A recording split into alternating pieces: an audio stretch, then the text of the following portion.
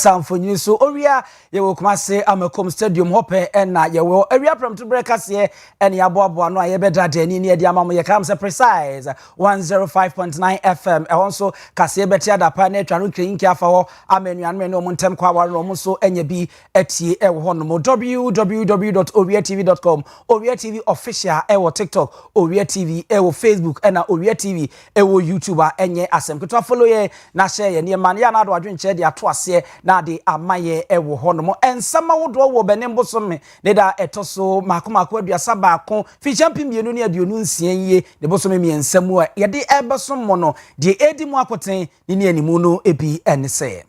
Ghana mampanyi John Dramani mama ede atudwa na wachim emfa wo ne ekoso ewo wiase nyina na nso senti a wo mayi ye da so ehu ne yehu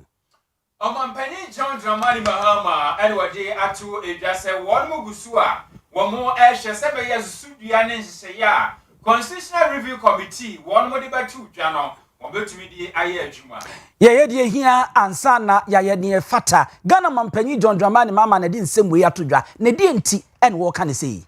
mampanyi kro ya ha ene wo kire se won mo be nsakiraye e wo kwan ye fa so a ye di enwuma hodo ema contract na tumi aboa ama so sen no eswati enam so amoso afọ ye omen foto samfo de abetudwa se wo mo de mra foforo ekọ oman Ghana mra hye bedwa fie a won mo kore ne aye mra se ye bobesia e wo se ye hu de ye de beyo wonum a ekra eniema edeba oman Ghana mu sanso de bi ko amonone ana de kokobon nsem akọ ediama aban se wo de hihye bi eba na sanhye na emu adwadie anunti ontwentwen so me no Kaseɛ abetudwa se gidie ni aresemu a abɛhye adwadifo emu ni nyina yo man Ghana sikasema ebu mfompenti adodo na eka we ho na donhwe ba kum ye besi nkonwa ni adada akire abo ani ede ama mo sikoko akwo mesika anuanom be no a ye si nkonwa ni ate adapan abradwa Rural Bank aso yasre na ye de Kaseɛ ebramo ene awie ayemme abusia pani owusu duomi mene Nana Kwame Achiman Opambo Ententem so Kaseɛ no enchirimu Ghana mampanyi John Dramani Mahama enrada ewo abankese mu na nyasem ketwa woni ani nti atwetwuro ebo ehia ya na wonmo ebo nkomo edwendwe wo man mu ne kwampapa ebefa so na eniema beye bokobokoboko ede amomen na Ghana mampanyi John Dramani Mahama di tudwa wo kiremu se wo wiase amframa ebo no nyamframa asebie kusebie okudonto akono na enika ewo honmo enu nti amane menyina ayeyede sempompo ebe paye a wo ye hwohwea enye ye ewo honmo nanso ni nyina mu no so resede omayi aban no abomoden na sikasemu wo mosi agira bom na mo so pampe se aponji breakie na enyi mu se suhye esi puanie na egina brande na ni nyina eka ho na emfa ho ne kokasia ekoso America man Israel man ye na afi Iran man ye bo no mo kireka so nsenkiranka na nam so ama petrobuo ahurihuri na ne yemekoso nanso ebesi ne yiye ye de na apagya mu de nanso emfa ho kire a kyese ebro ye so emaye we broni beka se ne ngita wudie presidential dialogue with civil society organizations ye Jubilee House eno na ekoso na mampanyi John Dramani Mahama ekire mudi kosi se our current resilience is because we are consuming more gas than fuel. Since we came, if you know, with ENI Sankofa, the guarantee that the World Bank gave, the mega guarantee, was drawn down to zero. The finance minister has done his best and built back that guarantee to 500 million, exactly what the guarantee was. But aside from that, every gas that is consumed, he pays for it. And so because of that, ENI has increased the amount of gas they are giving us. Then also the Jubilee field, we've signed an MOU with them to invest another $2 billion to drill almost 30 new wells to increase the gas flow from the Jubilee field. Now when that is done, the old gas plant at Otrabo cannot take all those volumes. And so like Duncan said, we need a second gas train to accept the extra volumes from Jubilee. And I want to assure you that the processes are ongoing to set up a second gas train so that we can wean ourselves off liquid fuels, fossil fuels. When that is done, it means all our thermal plants will be running on gas. And if you imagine with this war that is taking place in Iran, already is affecting different parts of the world, because Qatar was one of the biggest exporters of liquid natural gas. And when the war between Russia and Ukraine took place and the gas pipelines to Europe were disrupted, Europe turned to look for other sources of gas. And Qatar was one of the biggest sources, and other Middle Eastern countries were part of the biggest source of gas. And so they said ye wo memu ye sidi edwumadi amfram agya gas no adoso pa ene edidi dwumadi pa esense ye de form wo no ni nyina aka ho ena ama ene matimi konka de ekoso ewo wiase adwama so kata ehonom nka gas no dodo na afiri wo ba pa nanso enam se de ye sie bo ye ho so na ene ma konka yinti no ene ye hunu saa ene me no kasai America dollar no bese opepdu mienu $2 billion ye sika ye hwese de ye be ya ye de be hyem kena ene ade ya sa kwa apamo a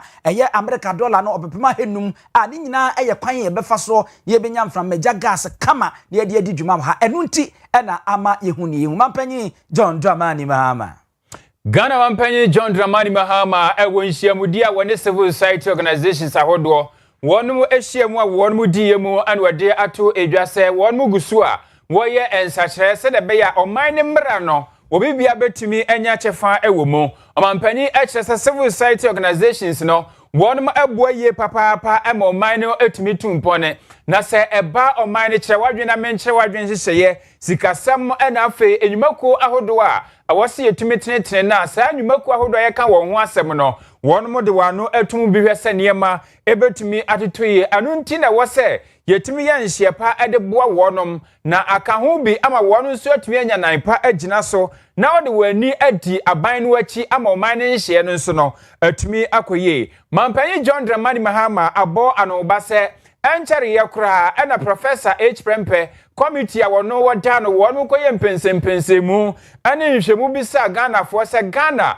emrakunyina debo ye ho bra na emu de wo hen ena wo se etumi ye nsakirem na afi emu de wo hen so ena wo se yetumi ade ebeka wana se yeyi efirimu wo chese committee report wa wonu de ba ye December bosome da na etoso aduonu mienu wo mfimpinu ene aduonu mu no ade se wonu mugusu a wode saa nhye no eto akwama ye adwuma dendenden na se ewie peye na se bat na se a eno ebeboa emansakire epese ye ewo man ne mramu no yetumi aye His Excellency John Dramani Mahama nsemwa wode tudwa bi enie Review Committee, and very soon we'll announce the formation of the Constitutional Review Implementation Committee CRIC to oversee the next steps towards constitutional review. The implementation of agreed reforms will commence when Parliament reconvenes, following constitutional and legislative procedures. This process reflects our commitment to deepening democratic governance, strengthening checks and balances, and ensuring that our constitutional order continues to respond to the evolving aspirations of the Ghanaian people. In this regard, I will briefly touch on the constitutional review process. Government is currently examining the recommendations of the Constitutional Review Committee, and very soon we'll announce the formation of the Constitutional Review Implementation Committee, CRIC, to oversee the next steps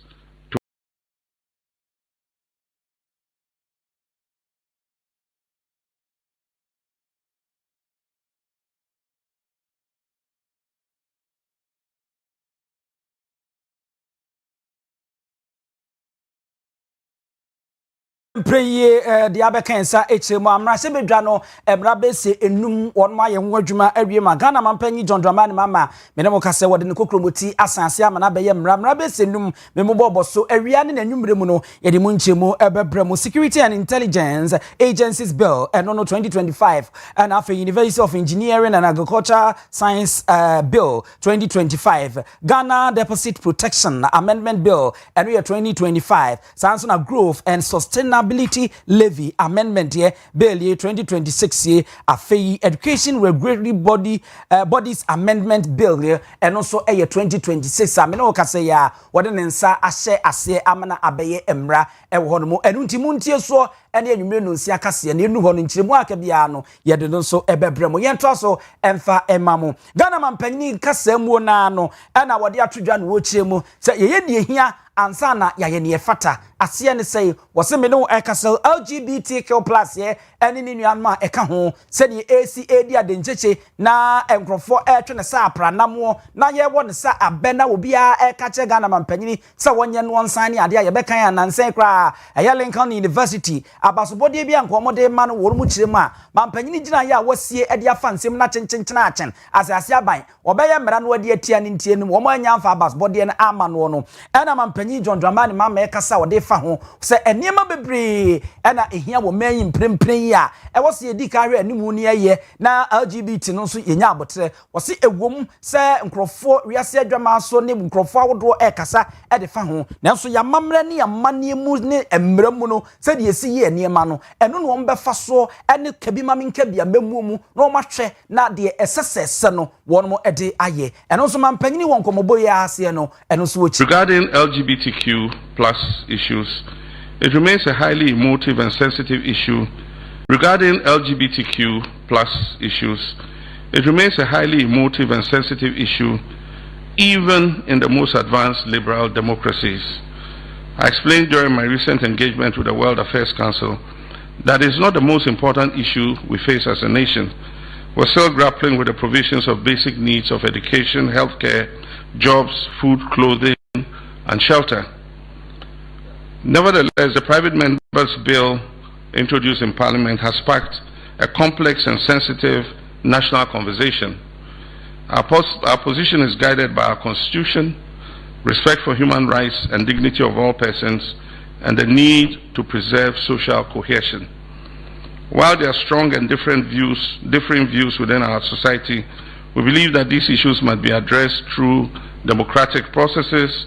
our core values, dialogue, and the rule of law. I'm also mindful of reactions from our international partners, including the recent developments such as Lincoln University's withdrawal of their honorary doctorate. These developments underscore the importance of continued engagement and mutual respect, and of situating our national decisions within our constitutional and cultural contexts. Ghana will continue to uphold its democratic values while engaging constructively with the international community.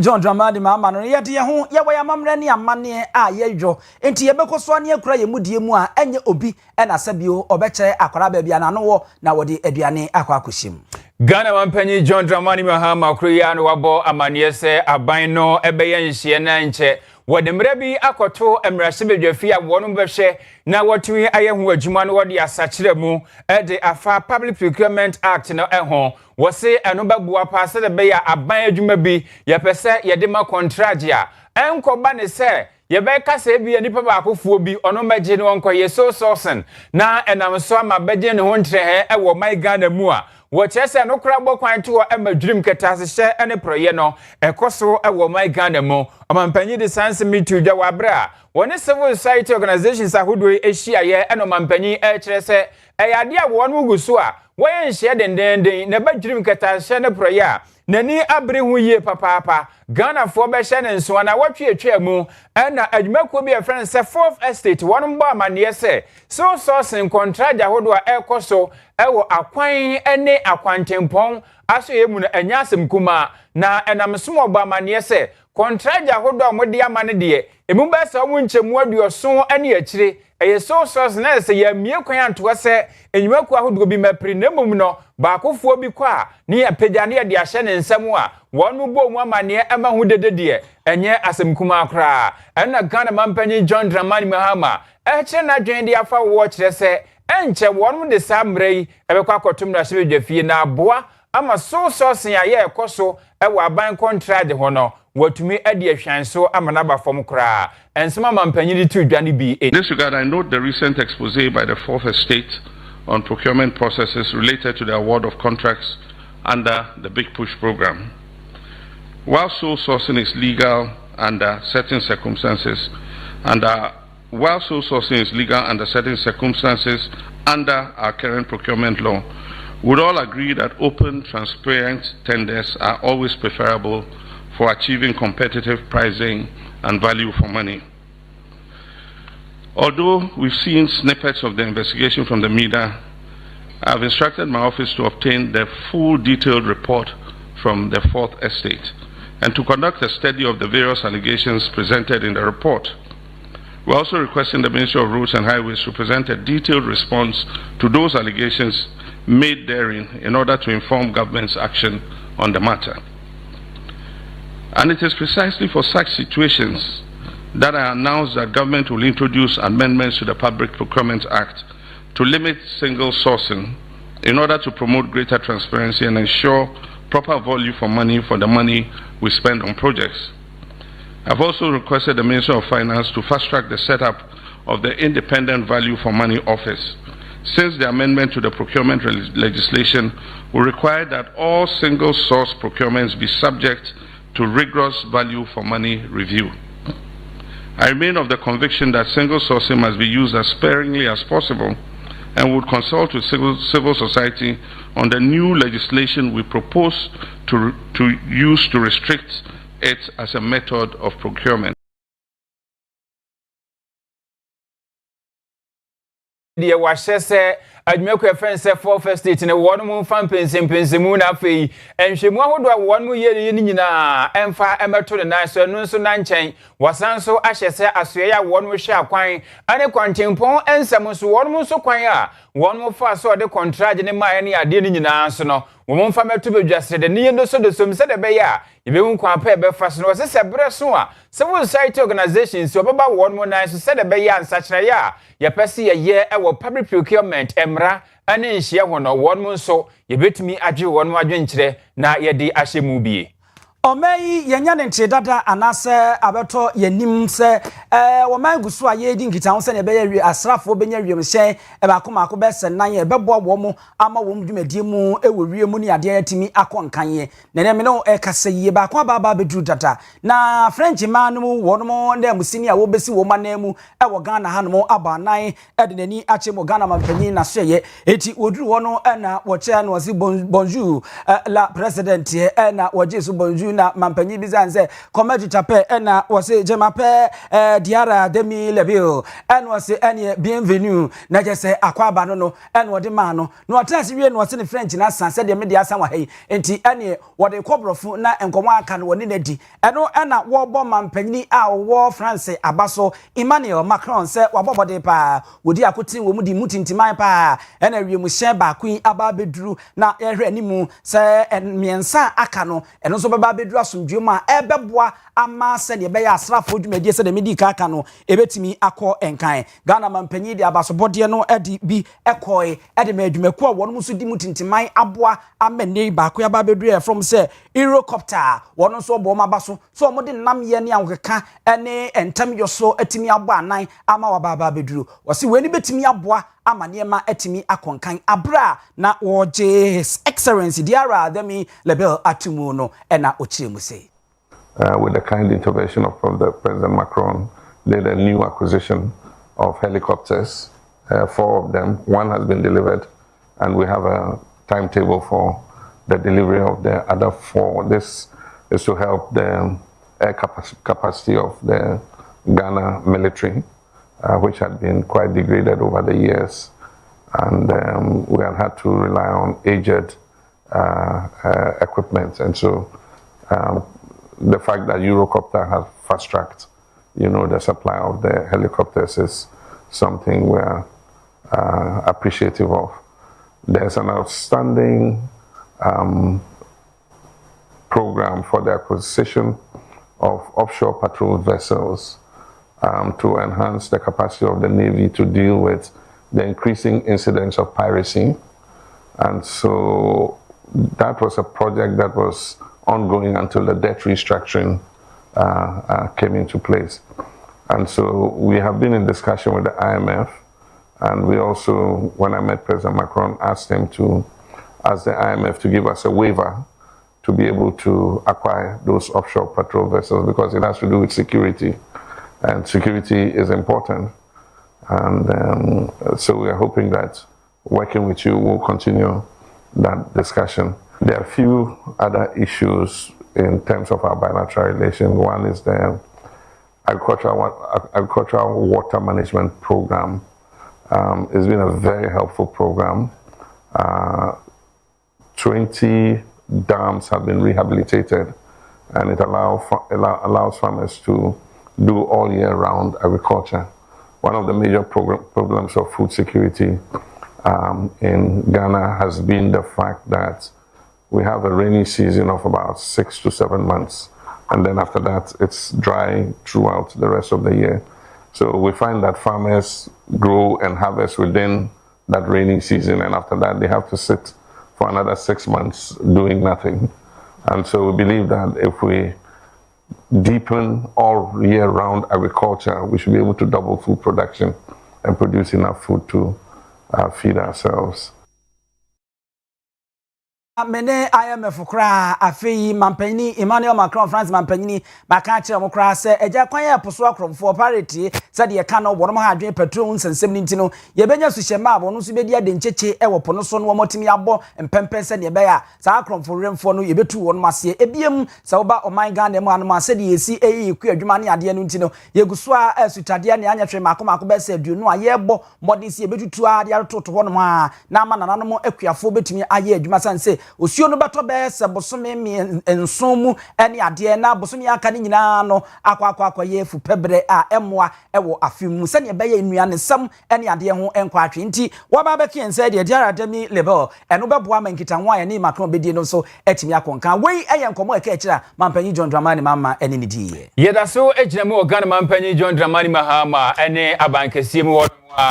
na wodinanum nsam atudwa ede afowura kan ofori ata Owia Kaseɛ oman Ghana sika semsoafo a abetodwa se ne dwuma wodi ya efri amfimpinu ne dunson ebesi amfimpinu ane adudu na ho nsem bi akobanti no enam so ma atani general atabiri nsem yi di akokɔto nti no ye pese nka ye de bibi atabiri no di free US abrochi member piemo ewo oman Ghana mu na nkobe yi nsem bia no nanso mampanyi kyerɛ se wakasa pii na afa ho a enya de se ebe yesanse said yesi ede emra ene nhye ne ye adwuma no enye Ghana hanko amra ene yegina so ne ye de aye anu nti se ye kase ye gina Ghana nko ha hyehye so ne ye de akotabiri owuro fori ata banya de se be ye eyade se America man no wonu nso wo mu chefa anu nti no ye ntimi ne di entra ye man no hyehyeye ne ye mfa nkowura mu ewo America ho de betumi aya ne se ye ne wonu mbedi nkita ho ne duru ba bi a ye betumi atwe owura kan ofori ata ye de ena be piem ewo my Ghana mu a yetumi de na ba abedi na asem ne mprempren de omampanyi kire se ontumi nkasa pi na emfa saa ensem ne ho ensem odi tudwa bi enie. I cannot comment on the extradition of our former finance minister because it's in a different jurisdiction and I have no control of it. All I know is that Ghana has put in an extradition request, and so we just have to be patient for the laws to play out in that jurisdiction, and whatever the eventual decision is, we cannot change it because it's not within our jurisdiction, and so we just have to be patient and see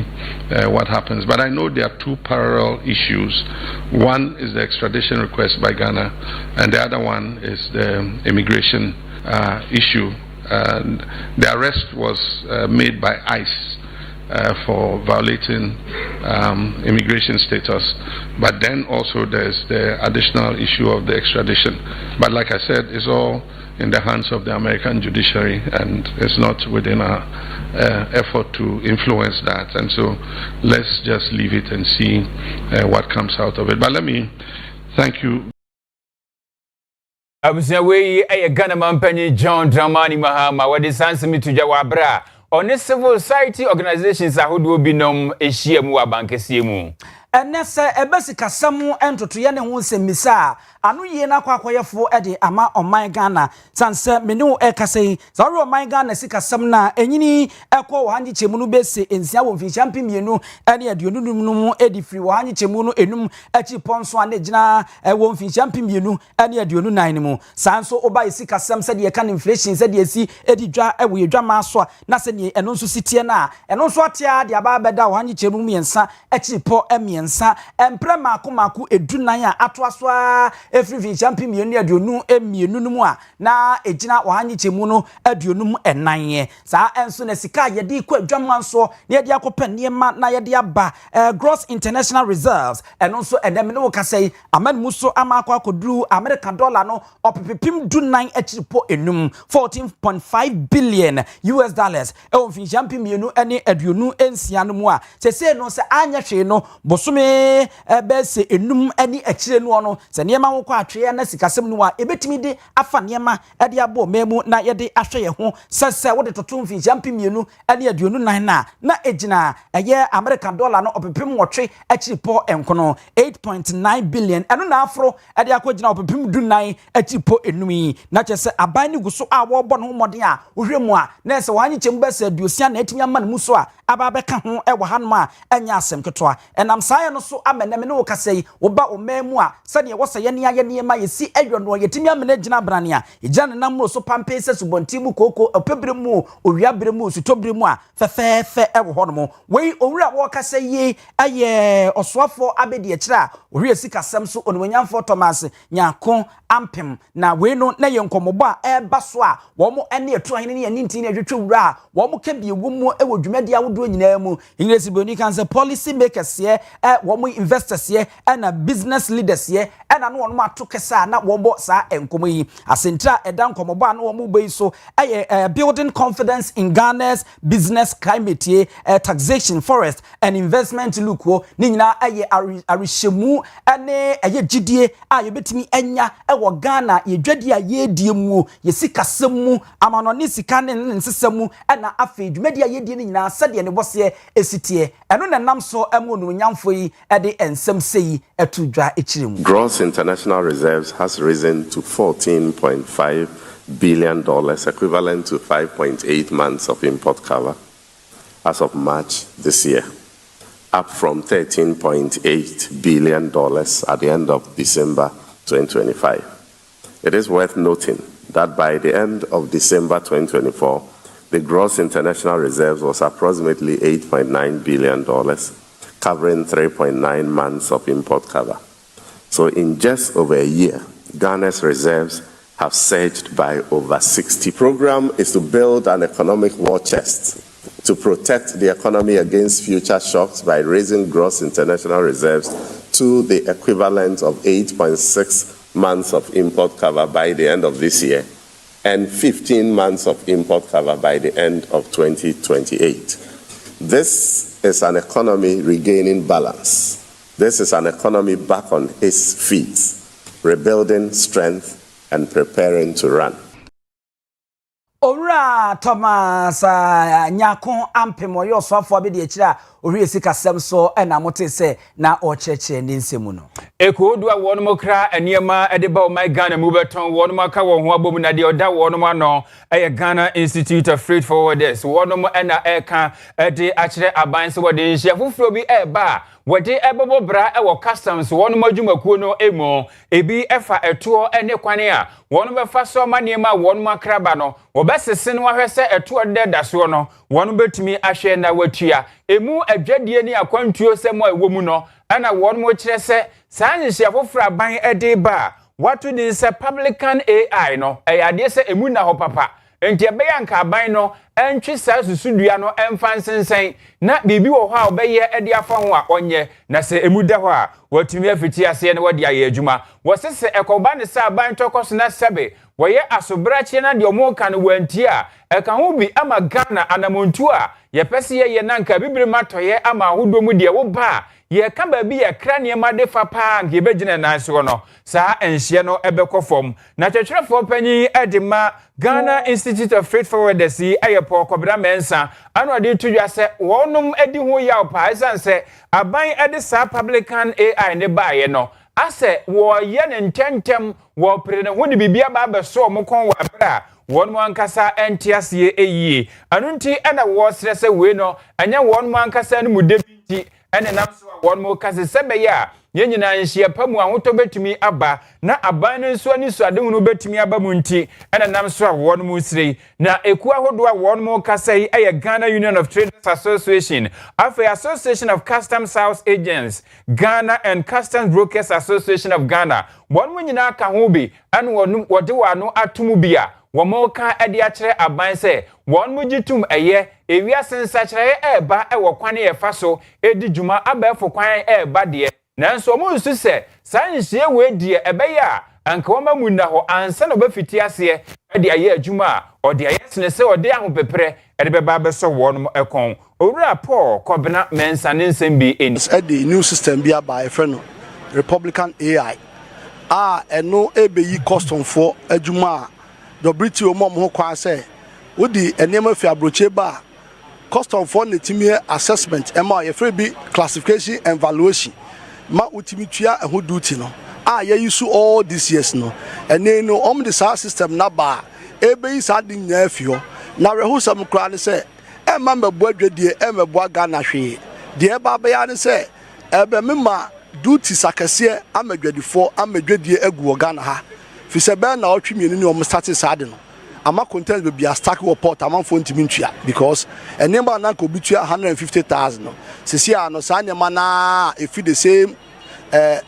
exporter on eba no o tua 600,000 700,000 o ko first ka hin na ya ma no 2 weeks because ye letters akọ Ministry of Finance obi amua ye pulu course obi amua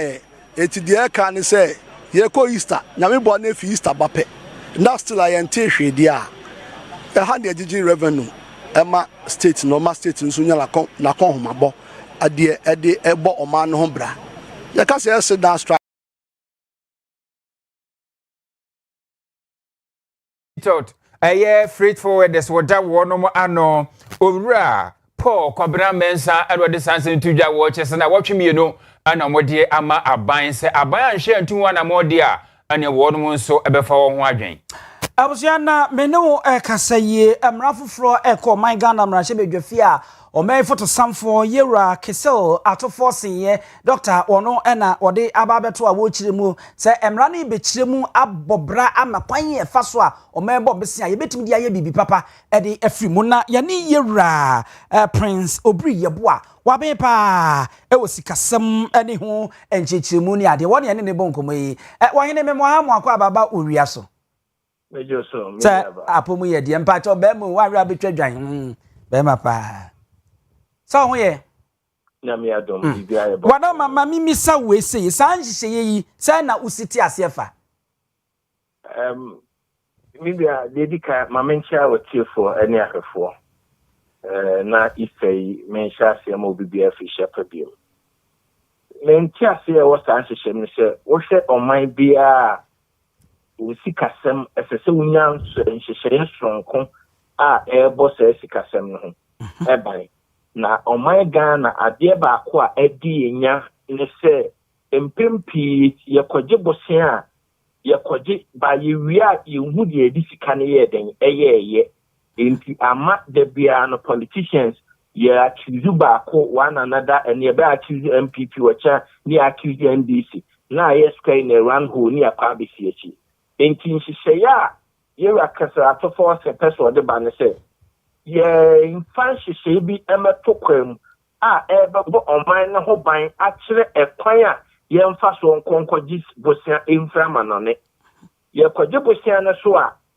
better specific idea ye mfa nye o terminate impactful project enti untimi nkwaje bosia se o de ba be consumable enti se wo kwaje bosia no ade akye a esese otimi kire de o de bosia na ye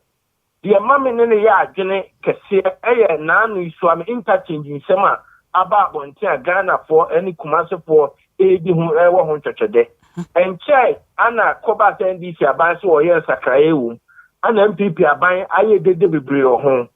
from MP Owia Dongo Kotena FM station bi wo North Kaseɛ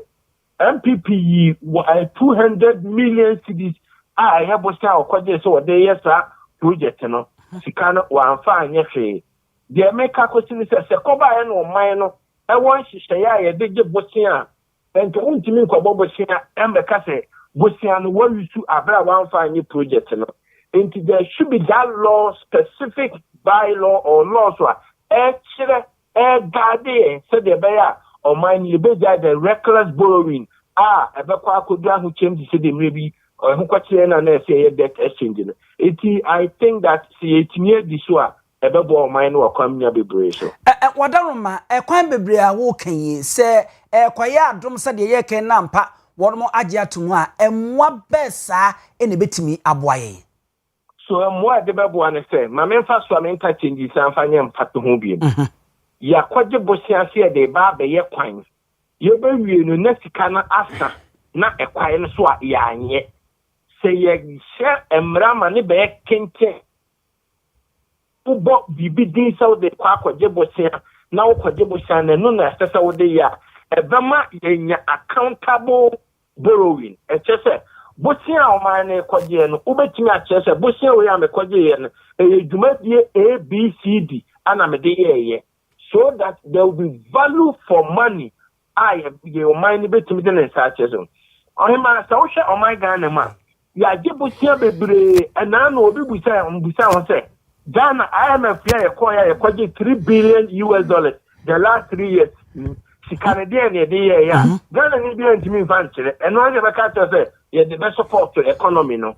There should be impactful projects ni anka say we si butia we ya kwaje ye no. Dwumadie party adi here then ye nie. So that at every material moment there will be transparency, there will be value for money and dwumadie na ye de be ye no eno abetimi atua no hoka. Once I kwaje bosiana the year juma na nu etua no hoka the debt to GDP ratio maybe aya na say Ghana dey akosoro no so better because juma die bia bosia bia akoye no e was specific juma dia etua no hoka and when enen faso dia e de bebre o man anya de ebehu obi na ti se de na ekoso procurement ye so sin abebem aye kan de na so sin no enche se eye bone eduru ba bia wutumi yeyi amanyofo ayenim wo mu we Ghana hei wo mu nkoye nsa ampempoma bi nsa amfa nto nchen afa ko wie che wo ye hye sa amra ne de se ekwo besi emfanye we na nso no enye wo hye se ebi ebetimi sa ade aye bibi foforo eno nsa nkopiem se de ye hu bi sesi aye de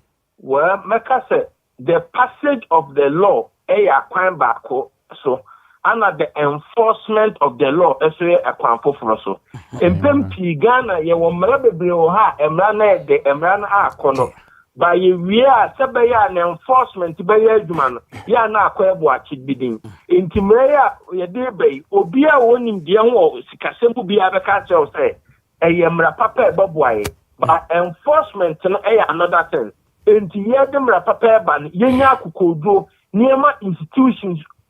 enforce mra no eni wo mo nsem so se de be ya dwumadie no yebenya mra no yepase de ba no so benefit akosi na wie ba se ye toaso ni ye to se de ye ne dada na eni to se the public account committee ye koso na ye beto aso ye blame game ana we na ye we na we na kofa we by but at the end of the day no omaino ane sofa intie nyina me ho kwan nemra enye adwuma okay mira me da se awie pa ne mo ne be ma ne di nkomo no wadama otumfo papa ba ko pe wan hwea betwa dwan kese pa gukuruma no wo hwea de ko bo nkomo yi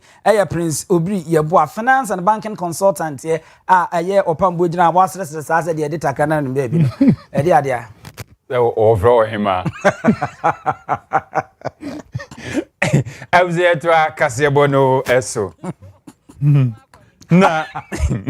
Owia Kaseɛ bono so da wonum a ensase wonum dia na afi binum nso a wonum afa de ato o matri so mo de pagya na de ayo mo adwen so mo bo nsase mo ban mo de jam so enam so mo kiremu a anipa ba akokura ne nsa yatene se ten de afri wonum wo penten a eno wo afigya kwabere north mansimu asante mantam yi emo na wonum atempotem wo kire se penten ambatam wo hini bia wo hwa ye frɛ ne se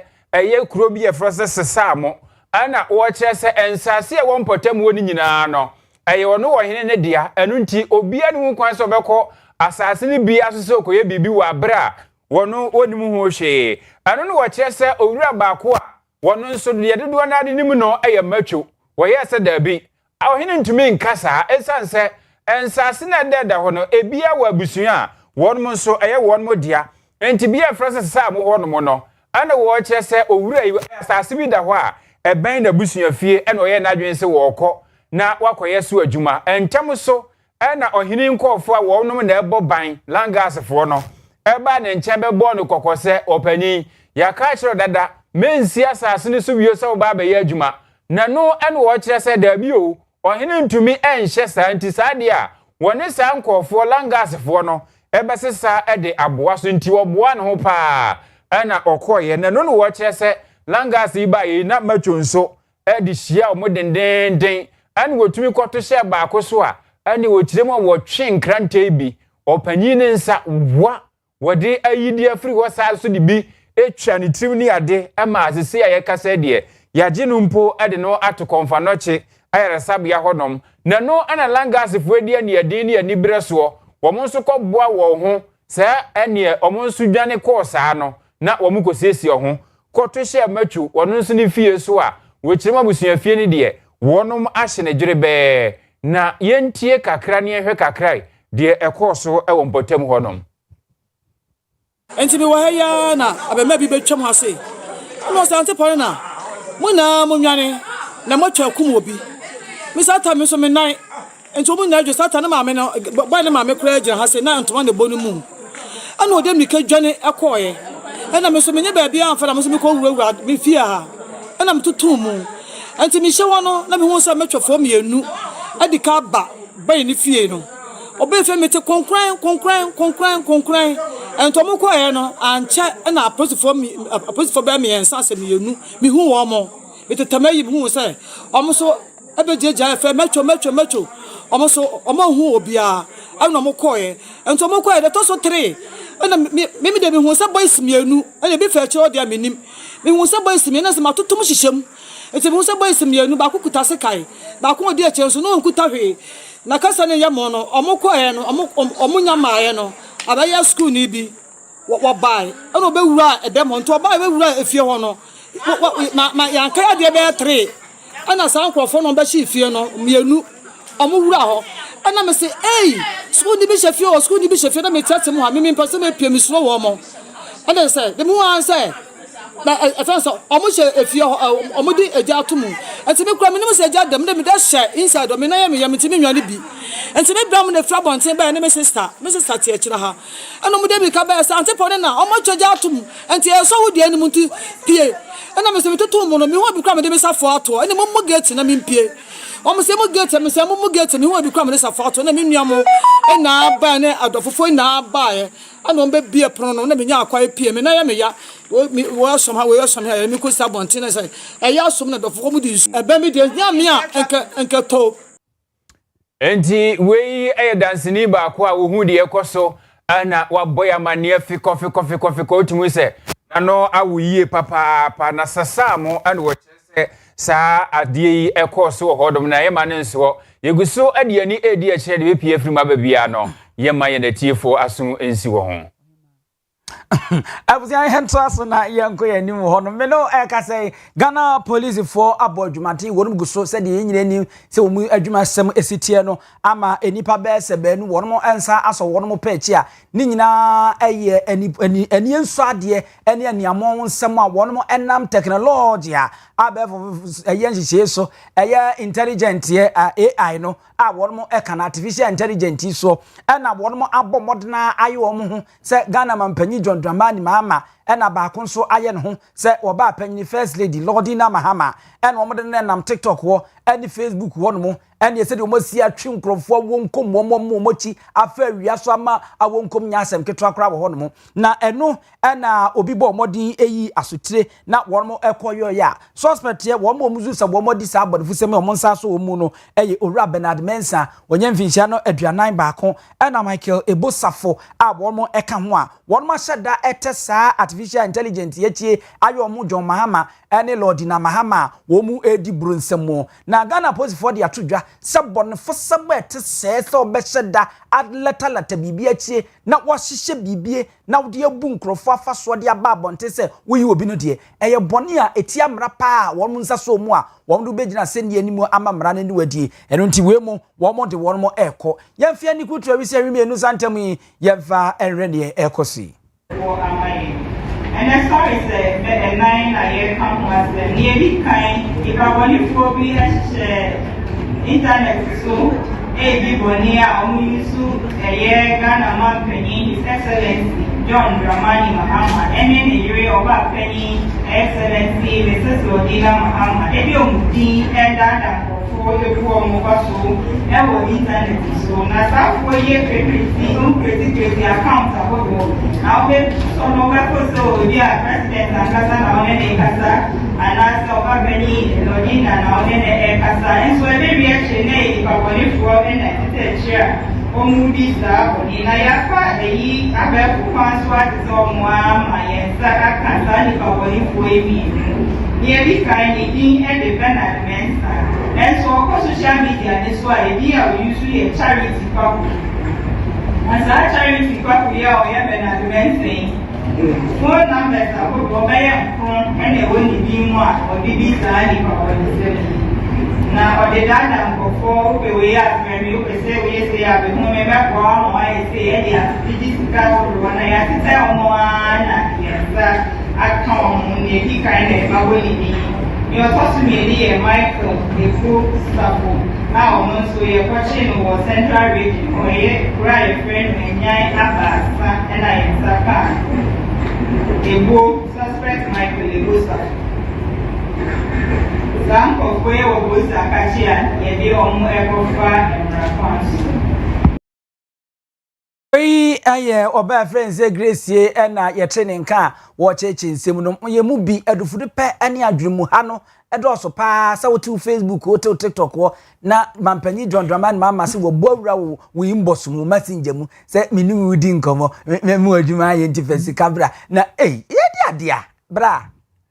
Mampanyu. Yo. Now what was your penny clan come on Brian? Na obi okra wa activate hwe obi aka chese asend this scan na di akiri e promotion fa code bra adu for the pen abusama yentoa kasebo no eso Ghana ayi nansa e de asiwa ye deje asi nice wo na dwumadie kase bi a ekoso efa ewiemu nsakire ho yenso no yatimi edi emontintin ba yi papa no wo chese eno beboa se de be ya eba abibimamu a yenso ewiemu nsakire yemu nkomodi a ekoso a COP3 nase COP31 course o Turkey abrochimemu na COP32 eno so course o Ethiopia no ye betumi aduru sampempenso no ho na sa adwumadie fiti ase enra ekwa na akowie ochini due foriso bosomeda edikan ewomu na wochemu awe a edikan kra no wabra wonom kwotena ase ni wosi nkonwa toato adwen no afei na Ghana titrani ye kan se AGN wobeda ano nana Dr. Entwibo Siakon Amoa wono ehwe atena sa adwumadie mu ama no atumi akoso na efiri afiapem ahankro aduokro mienu mu na UN ayen hyeye edifa climate change we ni bredi kan a Ghana ni atena adwam efa san hyeye ne ho eno nam soma wo masa adwumadie no akwaba ewo ase aba o my Ghana mu no Chief Executive Officer Edema Environmental Protection Agency Mame Professor Nana Ama Brown Kruche wade etu ejase ebibrem aman yenso ye wo mu chefa pa nunti no yeni nkita ho nto ato adwenhwe kwan pa yebetimi afaso ama ewiemu nsakire ama ne bo a yebre bia yepese ye kan ho asem na aniematumi ditoyi no yenso ya no atumi adu abunumo. And Sama Prof, Africa must continue to negotiate for a global ambition that reflects differentiated responsibilities and Africa's different national circumstances. Africa cannot be expected to pursue pathways that constrain development without adequate support. Climate action and development must go hand in hand. Ghana remains committed to advancing climate resilience and inclusive development through our national actions frameworks, including the adaptation planning process and nationally determined contributions. Hosting this meeting reflects our broader commitment to strengthening regional cooperation and ensuring that Africa's voice continues to shape global climate outcomes. Chief Executive wono eneda Environmental Protection Authority anoma me professor Nana Ama Brown Cruche na no akiri no ena okoma mpanyi atena kese mu wo panyina seba ewiemu nsachraye ene emuntutia wo hweso ewo ho eye baba esifu seidu wono nso kasa wodwumadie no ase no wode tu dwa se ye ka ewiemu nsachraye ho dwumadie a enye se bia ede ya no ehye keke na mmom no ewo se etumi tu ho anamo. This first strategic meeting under its chairmanship of the African Group of Negotiators. This meeting comes at a time when climate impacts across Africa are intensifying, while the international response continues to face gaps in ambition, equity, and support. Africa's position remains consistent on climate finance, and the follow-up to the new collective quantified goals, climate finance must be predictable, accessible, and adequate. As discussions evolve, we must continue to push for clarity on the quantum, on the balance between mitigation and adaptation. Abusia we aye mampani atena kese wisrafo abono ena hwebie mu nsachraye ene emubrabo eso baba esifu seidu. Na uko Kumase Anglican Senior High School abanu teni ya ode school ya no said English broni beka na be de assistant headmaster Owia Kaseɛ said nsem bi de atodwa we dwumade bia ekoso akansie bi omfense perfect series basic school assessment contest here a wo ba anafo fam hanu ma ye no ewo hanu na eno na ekowi achi no na me no ekase ye school ba sa wono afro akọ animu no mo ko mo nimu no eye OA legacy school wono eno mu di kanya eman besa hana aduanai enwotwe achiripo enumu sa enso na unique education complex here wono eto so mienu ahasa aduasa nkono achiripo enum na edia Montessori wono so enya emana ahasa aduasa enso achiripo eye enum ewo hono ma school bi at Sunshine State Educational Complex here na Afi Glacier Stars Academy there wono ntimi anko wo monim san se wono ma na hanum alidu so achiripo enum na Afi ahenu aduosia enan achiripo enum a wono ntimi enko wo monim na ne nam so makase wono kandifo abedi echedi tudwa bochem se oremfin champion mienu aduonu num ya wa ben ebomoden epa adwumade bi wontoma wono efe ne se Ghana Smart School project here a wono ede afidie bandwem bayi bi ne nketo na ye tratra no ye tablet ni bi be ma suafo a no se sa afidie ya woden ma suafo yi sane mo ebeba beboa no no ne saye no mum ebeboro ne mo ano. In fact, every new thing has its own challenges. In fact, the students need this tablet where we have their learning materials on, but some schools do not have. Some schools do not have. Others do have, but they have not been able to give them to the students. Then in situations where the students even have them, charging them is an issue, because most of the classrooms do not have charging units. Because if you put them there, they easily spread them. Another problem with it is now you can put in chip, and the students use it for most of these antisocial behaviors, like watching pornographic fake films and some other things. So if I would have wished they did not put in chip, or they did not make in such a way that you can put in chip. Even once there is the chip, the students can use to download most of the things. Yeah, that's what I'm saying. So it should have been programmed in such a way that the learning materials are there. They can use it for academic records or learning instead of going to the social media to misbehave over there. Na nkwayo mfa so ye nche ndem wankora epo no omde bere no wodem no enye po no ketwa ene ade nunufu ahodo abo no mkwohwa enche da emwa ne ade a ene wodi tudwa wo chemu na we no Pastor Philip Sapon no we chief executive officer de ma opanyi dwumade ekosi na ochemu a akono pa sa wode to de ekoso wa frase no afi no modembo no ekwa animu yie pa de osuku obewira dika no ebenya Ghana sika foforo yie empem aduonu enum 25,000 na wo mo mbeto so mienu ne miensa no no empem dunum ene empem wo ha e wo no ma enwumasua wo niema ene ade eka ho a eno so wo kiremu ose jumeri a chem mienu ye wo northern sector ne wo southern sector ene sa wo nationals no ye 3 each Ebia, northern sector no 3 schools on top na, southern sector 3 schools on top na we share for nationals no. Na nationals no I schedule to 25,000 Ghana cedi. Na ya ma refrigerator, afi 50-inch television, trophy and kwanina maboko finance no bia benya tablet. Say 6 schools na maboko finance. Ese omo mo de be na mo season kwano eye because the kwano nim no mba da na di. And I'm going to the same question assessment task. And can so be the air DC and so be the racing. We're going to try the same thing. I don't do scope every pen and color and come back to the no. The grand finale. Oh, sir, no, they said to Hasi at the apple. We are Pastor Philip Sapon and a Nana Obra Asankoma Otosomi and Sa Ayo Hene Ewa Kafua and no Ewo Cape Coast Metropolitan no Emu Freeman Temo and what the Coco one sem ako Adiama Mabunu to one more a cheap bicycle and a fay moto num pragia and a cast near day while bread media Kaseɛ bi ekoso was say a crow one will be at one nana one said over share na a Mabunuma Atana Abobo ya and a fay pragia near D no more the yede de sabre ni muno. Anka wose ya hudjiri bre ya reho bre nanka yesu nanka ye nyina ya boto nanso won mo de ente sabre ni mu no ana mo di moto ana afa ahye ne ade edi atiritrasem ne ahurukasem e wokronim ana na kire se ekofa opra kofo owuo ni ade e de ba wantena se enso so de birada anu nti wa hye se wo bia wo bedi sa adwuma ni bi e wompatem wo no na nanu mmra no ene wo bedi ye papa what the sense me to do wa bro betina adwaso finhie aduanan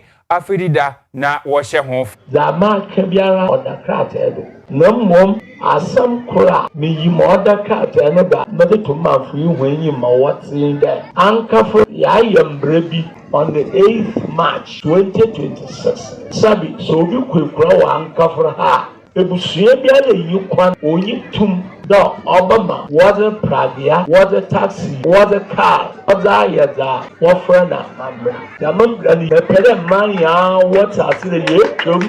o ki hadu for prisons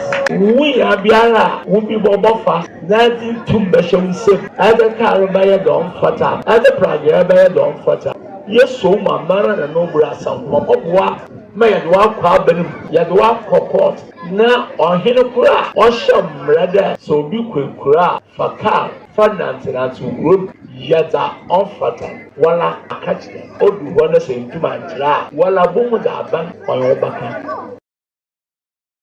we ohene wo ankafo nana obra asankoma otosom yensa na nu akiri no ena osabarma Dr. Kwesi ate otosom no